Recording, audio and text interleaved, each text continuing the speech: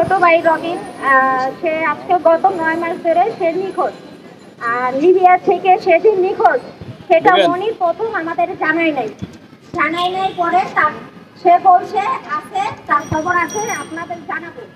এই করতে করতে সে 2 মাস নিয়ে গেল। 2 মাস নিয়ে যাওয়ার পরে সে আমাদের বললো যে টাকা দিতে হবে, যদি 10 লাখ টাকা দেয় তাহলে সে আমাদের খোঁজ দিবে।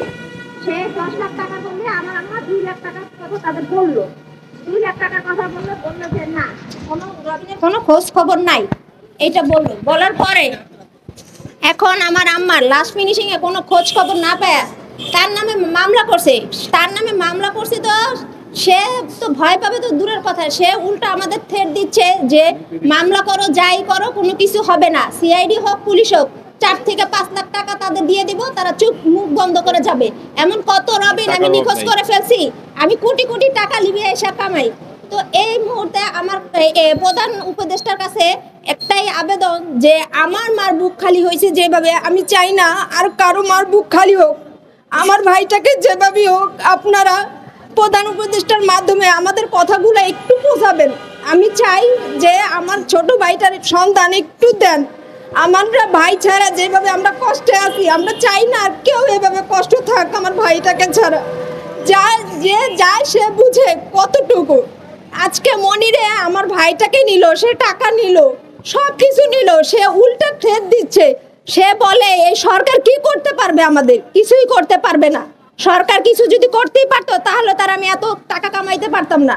তো সরকারের কাছে একটাই আবেদন, প্রধান উপদেষ্টার কাছে একটাই আবেদন যে মনিরকে এমনভাবে চাপ দেওয়া হোক, হয় আমার ভাইকে সে কোনোভাবে খোঁজ দেখ, বা মনিরকে ওই দেশে থেকে আনা হোক। সে এক ধরনের মাফিয়ার মতন কাজ করে, না হলে এই ধরনের থ্রেট সে কিভাবে দিতে পারে? সিআইডির কাছে ফোন দিলে সিআইডি প্রতিবেদন আজকে 3 থেকে 4 মাস কোনো প্রতিবেদন দিচ্ছে না। আজ দিব, কাল দিব, পরশু দিব, এইভাবে ঘুরায়। তার মানে কি আজকে আমাদের ভাই গেল, আমাদের টাকা গেল, আমরা আজকে ভাই হারা, আমার মা সন্তান হারা। এখন তারা মামলা দিলাম, তাহলে আমরা কি কোথায় যাব? আপনি কোথায় গেলে বিচার পাবো? তাহলে আপনারাই একটা সমাধান করে দেন। ডক্টর ইউনূসের কাছে একটাই আবেদন, তার কাছে একটাই কথা যে কোথায় গেলে আমার ভাইয়ের খোঁজটা পাবো। সে তো অনেক মানুষের উপকার করে, তা আমরা আরেকটা উপকার নিয়ে তার আরেকটা সাহায্যের জন্য তার কাছে আবেদন চাচ্ছি। এই বলে আমার মন্তব্য শেষ করলাম।